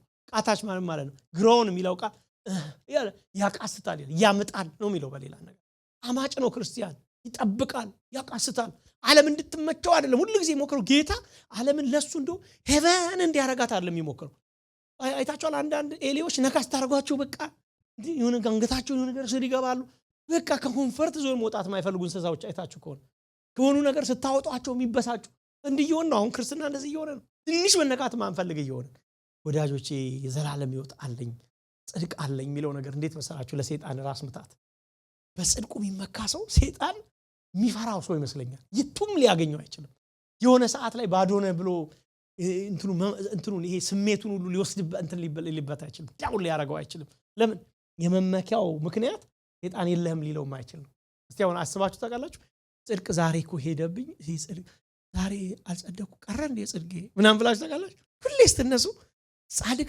እንደውም ሮሜ ምዕራፍ 8 ይገርመኛል ይገርማችሁ ነገር ጻድቅ መሆናችን ራሱ እኛ አይደለንም እኮ ጻድቅ ነኝ ኢየሱስ ምን ጻድቅ ነኝ እያልኩ አይደለም እንታገለው መጽደቃችን ጥርጥር በማይኖረው መልኩ መንፈስ ቅዱስ በውስጣችን ኮንፈርሜሽን አስቀምጧል በእውነት የመንፈስ ቅዱስ ኮንፈርሜሽን መንፈስ ቅዱስ ራሱ እኛ ውስጥ መጽደቃችንን ራሱ እኛ አማኝ ስለሆነ አይደለም ያመን ነው መጽደቃችንን እንድናምን የሚያረግ እርግጠኝነትን በውስጣችን ያስቀመጠው ራሱ ሆሊ ስፒሪት ይገርመኛል እስቲ አሁን ጠዋት ተነስታችሁ ተጠራጥራችሁ ታውቃላችሁ አንድ ተጠራጥረን ነገር ይሄ ነገር እንትን ይሆን ጌታ ይጥለኝ ምናምን ክርስቲያን ይጠራጠር ይችላል አብርሃምም ተጠራጥሮ ስለሚያውቅ ፐርፌክት አይደለም የክርስቲያን እምነት ግን ዛሬ ቆይ አልጸደቅኩ ብላችሁ ታውቃላችሁ ጠዋት ተነስታችሁ እርግጠኛ እኮ ነው የሚገርመው በጽድቅ በኩል እኮ እርግጠኛ ነን በእግዚአብሔር እንደተቀበለ እኮ እርግጠኛ ያልሆነው በትንንሽ ነገሮች ላይ ነው ገብቷችሁ በትንንሽ ነገሮች ይሆንልኝ አይሆንልኝ በሱ አጠራጣሪ ነው ግን ጽድቅ ጉዳይ ላይ ግን ይሆናል አይሆንም የሚለው ጽድቅ ያላል ታጆቼ ለዳኒ ገብርኤል ይሄን ነው የሚነግረው ተመልከቱ እኔ ይገርመኛል ደሴም ገብርኤል ለማርያም ሄዶ የነገረ ደሴም ገብርኤል ለመላእክቱ የነገረ ለዳንኤል ከስንት ዓመታት በፊት እንደገና ሄዶ ይሄን ጽድቅ ያበስረዋል የጽድቅ ነው አይ ቲንክ ጽድቅ አካባቢ እሱ ነው የሚላከው እንትና ይሄ የመዳን እንትኖች ይገርማል በጣም ወዳጆቼ መላእክቶች እንኳን በጣም አይተው የሚደነቁበትን ይህን እግዚአብሔርን ማዳን እኛ ቅልል እንዳይልብን አሜን እግዚአብሔር ይመስገን ውስጣችን ኮንፊደንሳችን እንዲመለስ በእውነት ደስታችን እንዲመለስ ጽድቅ ያለው በሚል ክርስቲያን ፊቱ የሚያበራ ክርስቲያን ድሮ እንደዛ እንደሆነ መጽሐፍቶችን ስታነቡ የቤተክርስቲያን ታሪክ እንደዛ ናቸው አማኞቹ ብሩህ ዘመን ነው የሚታያቸው ከፊታቸው ብሩህ ዘመን የሚታያቸው ግን ዎል ስትሪት እንትኑ ግሪን ምናምን ስለሚያሳይ አልነበረም እንደውም አብዛኞቹ በመከራ ነበር የሚያልፉት ዕብራውያን ላይ ስታጠና አይተናል ከዚህ በፊት የእንትናችሁን የዕቃችሁን መወሰድ መዘረፋችሁን ራሱ በደስታ ተቀበላችሁ ስድባችሁን ሼም በጣም የመጨረሻ በዛ ዘመን የነበረው ይሄ ምንድነው የውርደትና የመክበር ሶሳይቲ ነው እንደዛ አይነት ካልቸር ነበር አንድ ሰው አዋረዳችሁት ማለት በቃ ያ ነው ኢየሱስ ክርስቶስ በጥፊ ተመታ ተዋረደ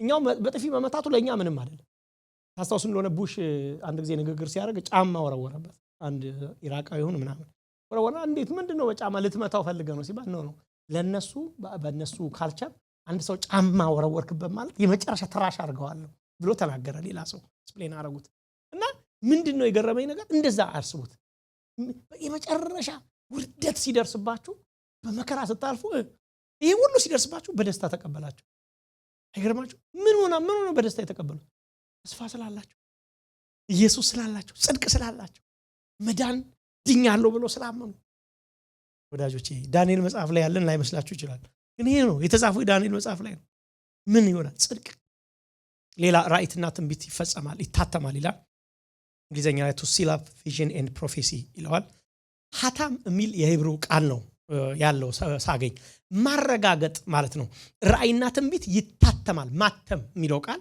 ሊትራሉ ስናየው ማረግ አውተንቲኬት ማረግ አውተንቲኬሽን አለ ግልጽ ይሆነ ይመጣ አውተንቲኬት ማረግ መፈጸም ማለት ነው ሌላ ያለቀ ነገርን ምን ፉልፊል መዝጋት አለቀ በቃ አንድ ነገር ምን ተፈጽሟል ተቋጨ ብላችሁ መዝገብ ቤት ሂድ እንደምትሉት ማለት ነው በቃ ኬዝ ክሎዝድ አይነት ነገር ራእይና ትንቢት ምን ይታተማል በሌላ አነጋገር የአንድን ነገር እውነተኝነት ይረጋገጣል አውተንቲኬሽን እሱ ነው ስለሆነ ማለት ተመልከቱ። ቪዥን ፕሮፌሲ አሁን ወደ ኋላ እኮ መጽሐፍ ቅዱስ የዕብራውያን ጻፊ ምዕራፍ 1 ላይ በጥንት ጊዜ በጥንት ዘመን እግዚአብሔር ለአባቶቻችን በብዙ መንገድ በብዙ ጎዳና ተናግሮ ይልና ከዛስ ደግሞ አሁን ደግሞ ዓለማትን በፈጠረ ሁሉ ወራሽ ባደረገው ዓለማትን በፈጠረበት በልጁ ለኛ በዘመኑ መጨረሻ ተናገረን ይላል። ተናገረን የሚል ቃል ትመለከታላችሁ። የራእይ ሁሉ ፍጻሜ ክርስቶስ ነው። ራእይ የሚፈጸመው ትንቢቶች የሚጠናቀቁት በክርስቶስ ነው። እኔ ሕግን ልሽር አልመጣሁም ልፈጽም ነው የሚለውን ቃል ብዙ ጊዜ እንትን ይለናል። ያ ብዙ ሰዎች እንታጣባቸው ማለት ልፈጽም ነው የሚለውን ኦኬ ምን ማለት ነው? ሕግን ልሽር አልመጣሁም እኔ ልፈጽም ነው ማለት ያ ማለት ኢየሱስ ክርስቶስ ሕጉን እንትን አለ። ሕጉን አትስረቅ ስላለ አልሰረቀም፣ አትዋሽ ስላለ አልዋሸም አይነት አርገው ኦፍ ኮርስ እሱም ነው። ግን ቀጥታ ቃሉ ኮምፕሊት ላደረገው ነው። ሕጉ የጎደለውን ነገር ላሟላ። ሕጉ ምንድነው? ሰዎች ፐርፌክት እንዲሆኑ ጠበቀ፣ ኤክስፔክት አደረገ። ማንም ሰው ፐርፌክት አልሆነም። አትስረቁ ተባለ፣ ማንም ሰው የማይሰርቅ የለም፣ ሁሉም ሌባ ነው። ኢየሱስ ክርስቶስ ግን መጣና ሕጉ የሚጠብቀውን ጽድቅ በክርስቶስ ሞትና ትንሣኤ አኮምፕሊሽ አደረገ። አሁን ሕግ ሲያየን እኛን አይኮንንንም።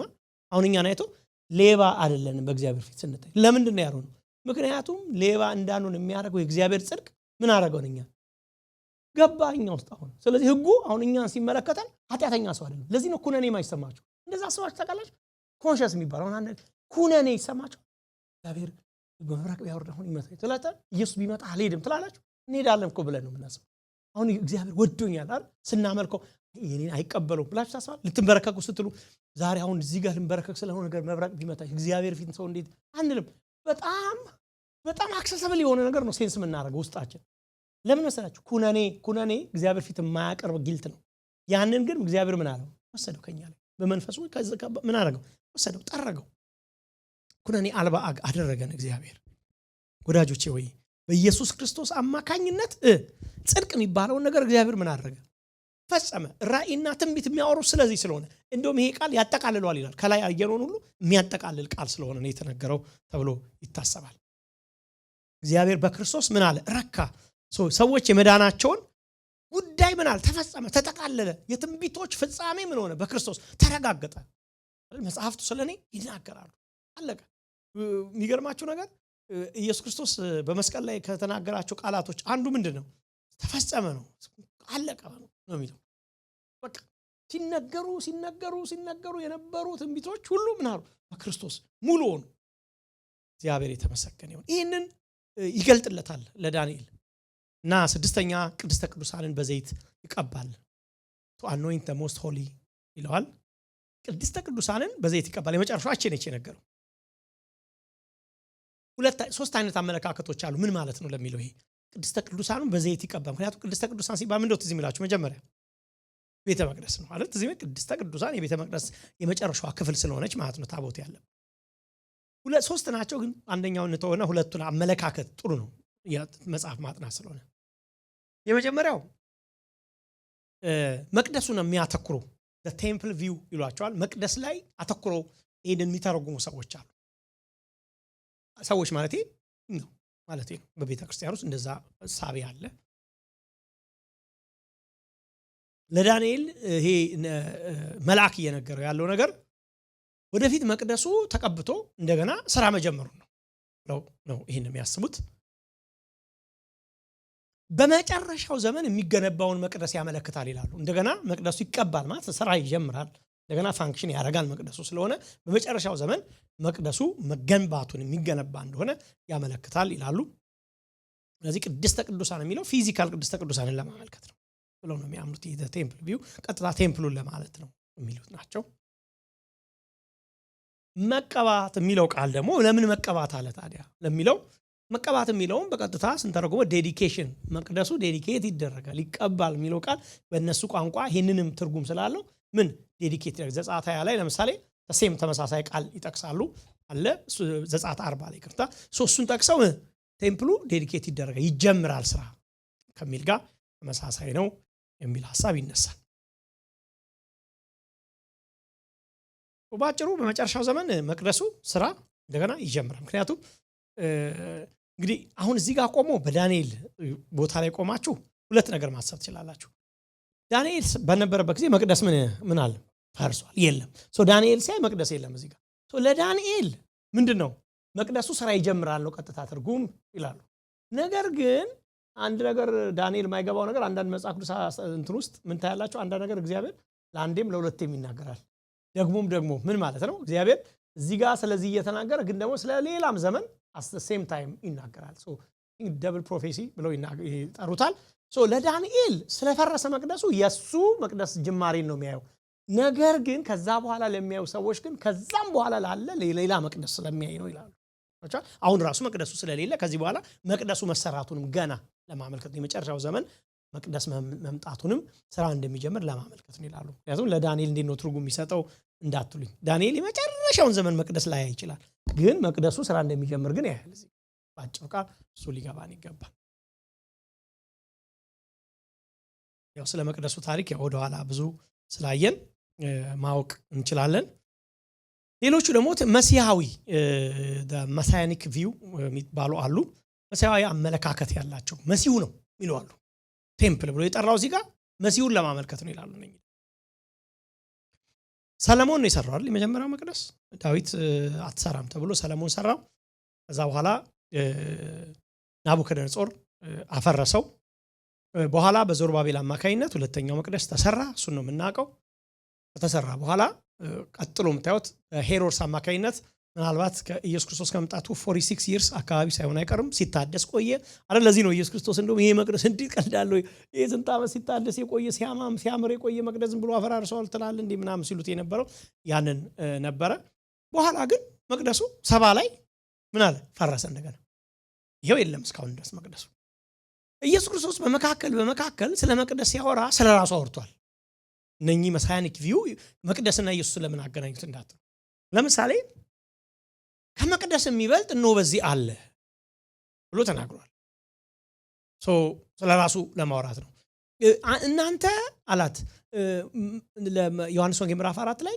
ስግደት የት ነው እዛ ገራዚን እንትን ምንድነው ሰማሪያ ትላላችሁ እነኚህ ኢየሩሳሌም ደግሞ ነው ሌሎች ደግሞ ኢየሩሳሌም ነው ይላሉ በዚህም በዛ ማትሰግዱበት ዘመን ይመጣል እንሆ መቅደሱ አሁን እንሆ በዚህ አለ አይነት አሁን ሆኗል አይነት አለና መቅደሱ እዛም እዚህም ሳይሆን እዚህ ነው ፐርሰን ነው ብሏታል ለሰማርያዊቷ ሴት ስለዚህ መቅደስ ኢየሱስ ራሱን መቅደስ ሁለት ተካሱ ሌላ ደግሞ ለምሳሌ ይሄን መቅደስ ብዙ ጊዜ የምንጠቅሰው ተሳስተን ነውኛ ይሄን መቅደስ አፈርሰዋለሁ እና ምናምን ብሏል ኢየሱስ ብለን ነው እኔ እንደዛ በየጠቅሸው ስለማቅድሮ ማለት ነው ግን ኢየሱስ ይሄን መቅደስ አፈርሰዋለሁ አላለም ተገላችሁ አኩዜሽኑ ነው አፈርሰዋለሁ ያሉት ብለዋል ተብሎ ነው እንጂ ኢየሱስ አፈርሳለሁ መቅደስ አላለም ያለው አፍርሱት ነው ያለው ይሄን መቅደስ አፍርሱትና በ3 ቀን አስነሳለሁ እያወራ ያለው ስለማን ነው ስለራሱ ቦዲ ነው ስለራሱን ኢየሱስ ምን ብሎት ቴምፕል ብሎ ጠርቷል ይሄን መቅደስ አፍርሱት ከዛ ነው መቅደስ ያፈርሳል እናፈርሳለሁ ብሏል አሉ ማለት እያወራ ያለው ስለማን ኢየሱስ ክርስቶስ ራሱን ቴምፕል ነው ስላለ እየተወራ ያለው መቅደሱ ይሄ ቅድስተ ቅዱሳን ይቀባ ዘሚል የመሲሁን መቀባት ለማመን ለው ይሄንን በዚህ ተረጉሙታል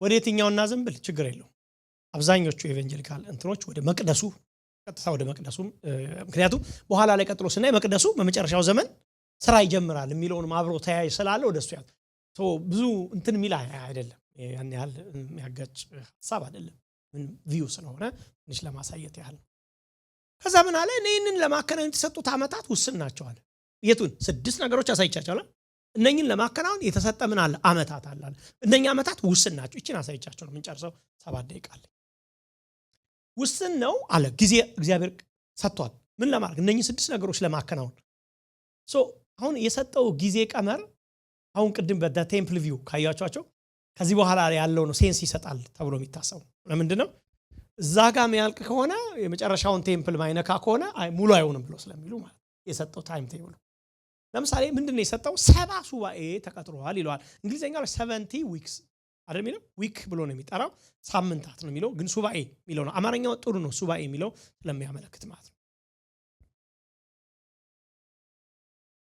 70 ሱባኤ ማለት 7 ዓመት ማለት ነው አጭሩ ዊክስ የሚለው 7 ዓመት ስንደምረው ካሁን በፊት ስላየን ሌሎች አዳዲሶችም ስላላችሁ የተወሰነ ባለፈው የመጀመሪያ ላይ የተወሰነ አሳይቻቸዋለሁ ሌሎቹ ሰባት ሰባ ሱባኤ ማለት ባጭሩ 7 ሲባዛ በ7 ማለት ነው። አንድ ሱባኤ 7 ዓመት ከሆነ 70 ሱባኤ ማለት 7 ሲባዛ በ7 ስለሚሆን እግዚአብሔር ይሄን ሁሉ ለመጨረስ አጠቃላይ ሲደምሩ ስንት ዓመት ቀጥሯል አለ ማለት ነው? 490 ዓመት ቀጥሯል አለ ማለት ነው። አንዳንዶቹ ፊገሬቲቭ ነው ይላሉ። ባይዘው እንደዚህ የሚጠቀስ አድርጌ ልለፍ። እኛ ግን እንደዛ ስለማና ምልክታዊ ቋንቋ ነው። ለምሳሌ ኢቭን ወደ ዘፍጥረቱ ሄዳችሁ ባይዘው ስታነቡ በመጀመሪያ ቀን እግዚአብሔር ሰማይና ምድር ፈጠረ። ሁለተኛ ቀን የሚባል የለም። thousands of years መካከል ሊኖር ይችላል፣ ሚሊዮን ዓመት ሊኖር ይችላል የሚሉ አሉ። ተቀላ ቀጥታ ቀኖች አይደለም የሚሉ አሉ። አቆጣጠር የሰዎች ይለያያል፣ ችግር የለውም። እኛ እንትን ኢሴንሻል የሚባል ተምረናል እናውቃለን። ዋና ነገር እስከማይነካስ አንዳንዱ ግን እዚህ ጋር ግን በትክክለኛም የሆነ ኤቪደንስም ስለምሰጣችሁ ማለት ነው። መጽሐፍ ቅዱሳዊ 70 ሱባኤ 490 ዓመት ነው። ምን ለማድረግ እነኚህን ነገሮች ለመፈጸም የተቀጠረ 70 ሱባኤ አለ ይላል። እነኚህ 70 ሱባኤ ደግሞ በሶስት ክፍለ ጊዜዎች ወይ ደግሞ በሶስት ፔሪዶች ከፍሎታል። አንደኛው የመጀመሪያው 7 ሱባኤ ነው። የመጀመሪያው የምታዩት በሶስት ከፍሎታል። የመጀመሪያው 7 ሱባኤ አንድ ፈርስት የመጀመሪያው ክፍለ ጊዜ ብላችሁ፣ ሁለተኛው ደግሞ 62 ሱባኤ 62 እና 7 ሱባኤ ስንት ሆነ? ኦኬ 69 ሱባኤ። ስንት ሱባኤ ይቀራል? አንድ ነው የሚቀረው 70 ስለሆነ ማለት ነው የሰጠው። ሶስተኛው ደግሞ አንዱ ሱባኤ ደግሞ ለብቻው ያደርጋል። በሶስት ክፍለ ጊዜ ከፈለው ማለት ነው መልአኩ። የመጀመሪያው ክፍለ ጊዜ 7 ሱባኤ ማለት 7 ጊዜ 7 ማለት አይደል? 49 ዓመቱን አንድ ጊዜ ሰጠው። የመጀመሪያው 49 ዓመት ነው። እስቲ እዚህ ጋር አንድ እንትን እናርግና ወደኔ ሁኑ። ግን እዚህ ጋር እንተውና ትንሽ ወደኔ አተኩር፣ በደንብ አሳያችኋለሁ ወደዛ። የመጀመሪያው 49 ዓመታቶችን አሳየው። ቁጥር 25 ላይ ካያችሁ ኢየሩሳሌምን መቼ ነው የሚጀምረው የሚለውን ላሳያችሁ። ያትይ መልስልኝ ወደ ኋላ አንድ ጊዜ በኋላ ሐሳብ እንዲወስድ። ቁጥር 25ን እዩልኝ መጽሐፍ ቅዱስ።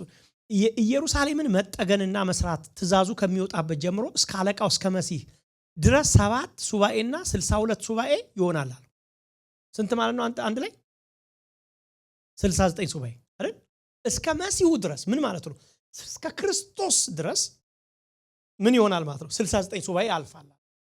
ባጭሩ ቤተክርስቲያን የምትባለው ከመምጣቷ በፊት ከዳንኤል ዘመን እስከ ቤተክርስቲያን መምጣት ያለውን መሲሁ እስከመጣበት ወይ ቤተክርስቲያን ከመምጣቷ በፊት ሐዋርያ ሥራ ምዕራፍ 2 ምንለው ወይ ደግሞ ክርስቶስ ቤተክርስቲያን መሰረተ ከምንልበት ጊዜ በፊት ያለውን ጊዜ 69 ሱባኤ ይሆናል አለ። ከዳንኤል በትክክለኛ ነው የሚቆጠረው፣ ባይዘው ፊገሬቲቭ አድርገን ስላልሆነ ማለት ግን ምንድነው ያለው? ከየት ጀምረን እንቁጠር ለሚለው ግን እንትን ሰጣቸው። ምንድነው መለኪያው? ከየት ጀምረን እንቁጠር? የኢየሩሳሌም መጠገንና መሰራት አዋጅ ከወጣበት ነው የሚጀመረው ቆጠራው። ገብቷችኋል? ከየት እንቁጠር? ዛሬ ነው ህልም ካየሁበት ጊዜ ነው አለው? አይደለም አለ። ኢየሩሳሌም መጠገን መሰራቱ አዋጅ ከሚወጣበት ቀን ጀምረ ነው የሚቆጠረው ቀኑ። ትክክለኛው አቆጣጠር እንደዛ ስለሆነ 4 አዋጆች ወጥተዋል። ባይዘው በአጠቃላይ 4 አዋጆች ናቸው የወጡት። ላሳያችሁ ቶሎ። የመጀመሪያ አዋጅ ምሳሌ ቂሮስ በዙርባቤል መሪነት መቅደሱ እንዲሰሩ ያወጣው አዋጅ አለ። አንደኛ የመጀመሪያ አዋጅ መቅደስ እንዲሰራ የወጣ አዋጅ ነው እሱ። አንደኛ ቂሮስ አውጥቷል አይደል እንዴ? ቀኝ እጁ ለቂሮስ እንዲላ ከፊት ወጣሉ ተራራውን ትክክል አድርጋለሁ የናሱን ደጅ ምናምን ነው። ምንድነው ቂሮስ የሚባለው ንጉስ መጣና ምን አለ? የፋርስ ንጉስ መጣና አይሁዶችን አሁን ዳንኤል የጸለየው ህዝቡ በዛ አገር በባርነት ነው ያለው ውጡ ብሎ መቅደሳቸውን ይስሩ ብሎ ፈቅዷል። ልክ ነው እሱ አዋጅ ማለት ነው የመጀመሪያ አዋጅ። ሁለተኛ ዜና 36 እዝራ 1 ላይ ታዩታላችሁ። ሁለተኛው አዋጅ 519 ላይ የወጣ ነው። ዳሪዮስ ነው ደግሞ ያወጣው ይሄን አዋጅ። ይሄ ደግሞ በመካከል ላይ በተቃውሞ የቆመው መቅደስ እንደገና እንዲሰራ የተደረገበት ነው። ታውቃላችኋል? መቅደሱ ሊጀምረው በመካከል ተቃውሞ 10 ዓመት አካባቢ የቆመው 15 ዓመት አካባቢ ቆሟል በመካከል ታውቃላችሁ። ከዛ እንደገና አስፈቅደው ነው የተጀመረው። እሱ ነው ሁለተኛው አዋጅ ተብሎ የሚታሰው። ሶስተኛው አዋጅ 457 ላይ የወጣ አርጤክስ የሚባል ታስታውሳላችሁ? አርጤክስ ለዘራ በደብዳቤ ሰጠው ገንዘብ ሰጥቷቸው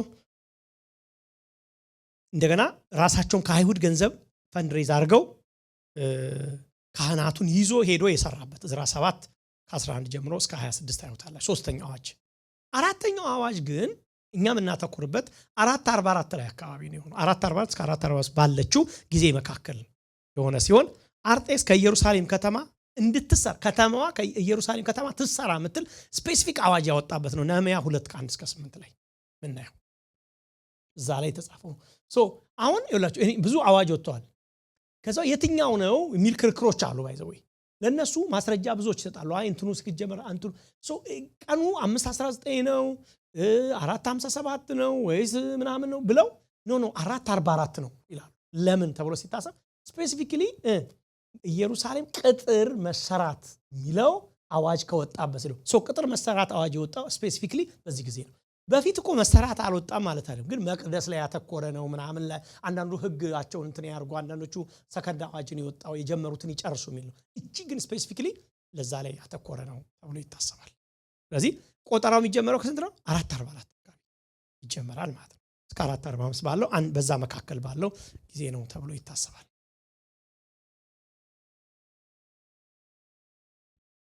ቁጥር 25 አያችሁት? ስለዚህ ወቅ አስተውል፣ ኢየሩሳሌም መጠገንና መስራት ትእዛዙ ከወጣበት ጀምሮ ብሎታል። ነህምያ 2 ንጉሱ አርጤክስ በ20ኛው ዓመት በኒሳን ወር ንጉሱ ከተማይቷ እንድትሰራ አዋጅ አወጣ የሚል ቃል አለ። ነህምያ 2:1 ላይ እሱን ታያላችሁ። ምንድን ነው የምታዩት እዚህ ጋር? በኒሳን ወር ይኸውልሽ፣ ንጉሱ አርጤክስ በ20ኛው ዓመት ነው የሚለን አይደለ? ትንሽ እንትን ፎከስ ታደርጉ ሞር እንድናገኝ። ንጉሱ አርጤክስ በነገሰ በ20ኛ ዓመት ይለናል። አርጤክስ የተባለው ሰው የነገሰው 465 አካባቢ ነው። 20 ዓመት ወደፊት ስንቆጥር ስንት ይሆናል ማለት ነው? 4 ወደ ታች ነው የሚቆጠረው። ቢሲ ስለሆነ ወደ ታች ነው የምንቆጥረው እየጨመርን ስለማንሄድ ማለት ነው። ስለዚህ 20 ዓመቱን ይቆጥሩና 444 445 ቢሲ አካባቢ ነው ብሎ ይላሉ ይጠቅሱታል ማለት ነው። ስለዚህ ቀጥታ በኒሳን ወር የሚለውን ደግሞ ኒሳን ወርን ቀጥታ ይሰላል።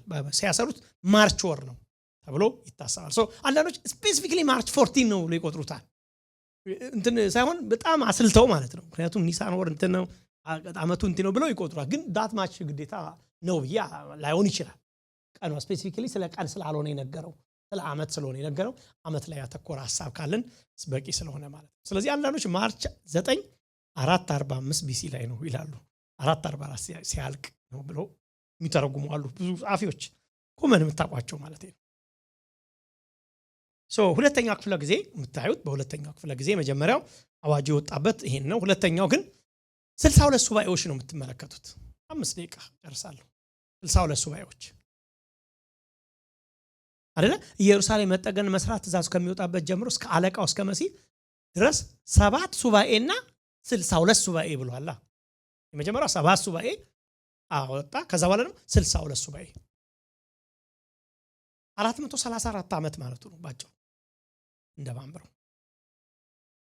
በእነዚህ ዓመታት ኢየሩሳሌም በጣም የምታልፍበትን ከባድ መንገዱ ጠቅሶልናል አይደለ? ኢየሩሳሌም በከባድ እንትን ውስጥ ታልፋቸው ኦፍ ኮርስ የምትመለከቱት ከዛ በኋላ በብዙ ቀኝ ግዛት ስር በብዙ ጦርነት ስር ስታልፍ ነው የምታዩት። በእነኛ ዓመታቶች ውስጥ ነው የምታዩት። አሁን ከሌሎች ጋር በፋርስ በሮም በግሪክ ምናምን ታስታውሳላችሁ።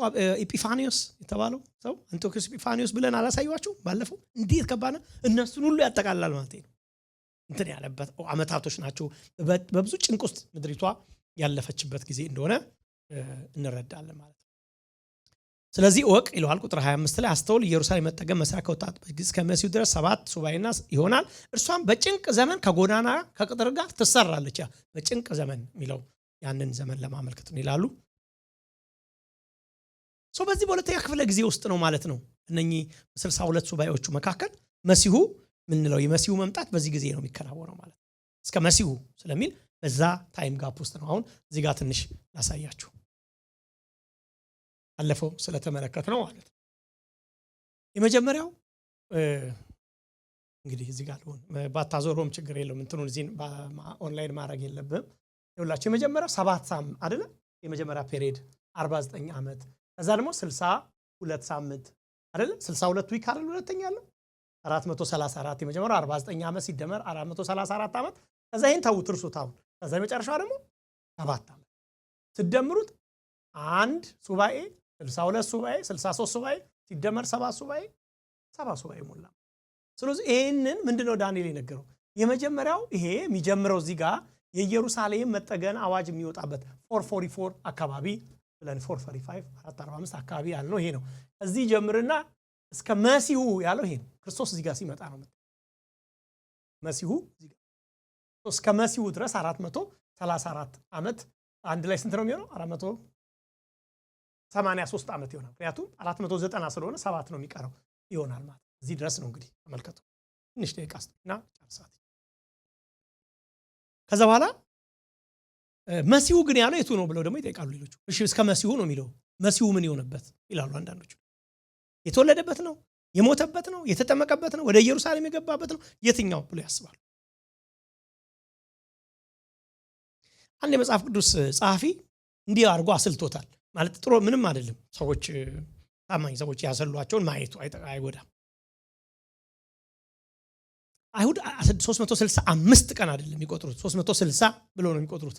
አንዳንድ ጊዜ 5 እየቆጠሩ ሰዎች ዚያራግ ግን እንደዛ ተርጎ አይደለም። ሱባኤ ተብሎ ሲቆጠር ዓመትን በ360 ነው። ማስረጃዎች መጽሐፍ ቅዱስ ማስረጃዎች ብዙ ስላሉ ከሱ ይጠቅሳሉ። 69 ሱባኤ ማለት 483 ዓመታት ነው። በ360 ስናበዛው አንድ ዓመት 360 ቀን አይደለ?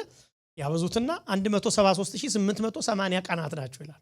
አጠቃላይ በቀናት ያወጡትና ማለት ነው። ስለዚህ ከኒሳን ወር ከማርች 9 445 ይቆጥሩና አዋጁ የወጣበትን ቀን ቅድም ብያችሁ ይቆጥሩና ኤፕሪል 6 ኤዲ 32 ላይ ነው ይላሉ። ኤግዛክት ኤፕሪል 6 ኤዲ 32 ደግሞ በጣም ብዙ ሰዎች በሌሎች መጽሐፍቶች የተጻፉ ደግሞ ኢየሱስ ክርስቶስ ወደ ኢየሩሳሌም የገባበት ቀን ነው። አያ ሆሳና ከሱ ጋር ያገናኙታል። እየጠቀሰው የሞተብን ሰው የመሲሁ ቀን ብሎ ምክንያቱም እንደ ንጉስ የገባበትን ቀን ነው ሊነግሩ የፈለገው ለዳንኤል። ዞሮ ዞሮ የመሲሁ ቀን ያለው አያምታታም። በአመት ሌቭል መሲሁ የኖረበትን ዘመን መስዋዕት መሆኑን ያንን ለማመልከት ነው። ችግር የለውም። ግን ለአንዳንዶች ደግሞ ስፔሲፊክ እናድርገው ብለው በጣም የሚሞክሩ ሰዎች ናቸው። የተወለደበትን ብቻ አይደለም፣ የሞተበትን ለማሳየት ብቻ አይደለም። እንደ ንጉስ ለዚህ ነው ያለቀሰው። ኢየሩሳሌምን ያማከለ ስለሆነ ማለት ነው። ኢየሱስ ወደ ኢየሩሳሌም አይደል የገባው? አለቀሰ አይደል? ሁላይ ሰላምሽ የሆነውን ብሎ እንደ ንጉስ ወደዛች ከተማ የመጣበትን ገብቷቸዋል። ቀን ነው የሚያመለክተው ብለው ቀኑን እንደዛ አድርገው ይቆጥሩታል ማለት ነው። ከዛ ቁጥር 26 ላይ ምንድነው የምታዩት ካያችሁ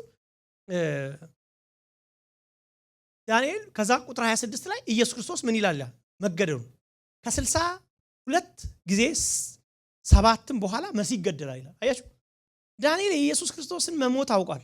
ብዙ ጊዜ ዳንኤል መጽሐፍ ውስጥ ኢየሱስ መሞቱን ማታውቁ ካላችሁ ያሳዩኝ እንጂ ታማኝ ናችሁ። ይሄን ከመማራችሁ በፊት ካላችሁ ዳንኤልን ከመማሬ በፊት ኢየሱስ በዳንኤል መጽሐፍ እንደሚሞት አላቅም ነበር በነገሩ የምትሉ ይታያል። ምክንያቱም በጣም ኮመን ስላልሆነ እውነት ነው ደግሞ። ምክንያቱም በጣም ብዙ ጊዜ ዳንኤል መጽሐፍ ኢየሱስ ይሞታል የሚለውን ጠቅሷል ብሎ ብዙ ሰው ሲጠቅስ አይሰማም። የእውነት ግን ኢየሱስ መሞቱ በዳንኤል ተነግሯል። ነብዩ ዳንኤል ብሎ ኢየሱስ ደግሞ ዳንኤል ጠቅሶታል። ትክክል ነው ማለት ነው። ዳንኤልን እንቀበላለን ያለውንም እንቀበላለን። which is happen ያደረገው ነው። ይገደላል ከእርሱም ዘንድ ምን ይሜል ምን ማለት ነው? ከእርሱም ዘንድ ምን ይሜል ማለት መንግስቱን አይመሰርትም ማለት ነው። ምንም አያረግም። በቃ ሞተ፣ ይሞታል፣ አለቀ በቃ። ሌላም ያረገው ነገር የለም ኢየሱስ። ተመልከቱ፣ በጣም እኮ የሚገርም ነገር ነው የሚናገር። ምንም አያርግ፣ ምንም የለም ማለት በአጭሩ ከመሞቱ በስተቀር መሲሁ ይመጣል፣ አይቀበሉትም፣ ከዛ ይሞታል። በቃ ምንድነው ታዲያ ያተረፈው ኢየሱስ? ምንም በቃ ምንም። መንግስት አይመሰርትም፣ ገና ምንም አይፈጸምም እዛ ጋር አለ። ከዛ በኋላ ቀጠለና ወዲያው ምን አለ? የሚመጣው አለቃ አለ ይላል እናንተ መጽሐፍ ላይ ተብሎ ተጽፏል። የሚመጣው አለቃ የተባለው እስቲ እንትኑ አለ ያረጋግልኛል። ምንድነው የሚለው? የሚመጣው አለቃ ምን ያረጋል ይላል መጽሐፋችሁ ላይ?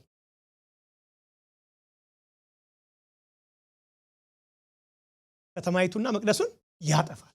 ይሄው ኤግዛክትሊ እዚህ ጋር አካባቢ ላይ 70 እዚህ አካባቢ ብላችሁ ጥቀሱት።